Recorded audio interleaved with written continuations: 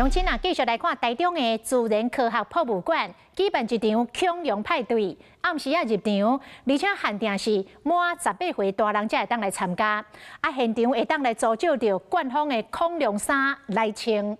就安尼，一阵的恐龙大跳到16区，真趣味哦。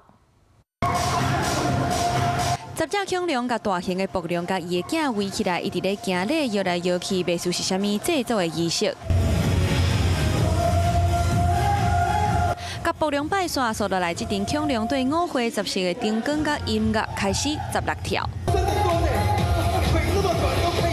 恐龙乱舞的恐龙 Party 就伫咧国立自然科学博物馆，这是官方举办的暗暝活动，18岁以上大人限定。有涵过的恐龙 Party， 官方阁提供10领恐龙的衫，互民众会当穿咧佚佗。阁有请人伫中国1000年的医药文化头前，用影缽来奏乐。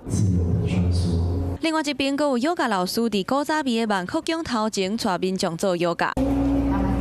科博馆日时是亲子欢喜学习的园区，暗时就变做大人限定的 party。没有晚上逛过科博馆，就觉得很新奇，就对了。对。晚上参观博物馆是蛮有趣的一个经验啦。那我自己还没有这个经验，这样，大家创意很多啦。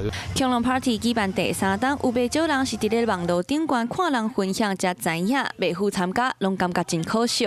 每年都是固定在10月的第1个周末的礼拜6的晚上，而且呢，在科博馆里面做的事情呢，是他小时候在科博馆不能做的事情。官方讲，因为经费无济，宣传有限，不过这个借网络的力量，和这场恐龙 party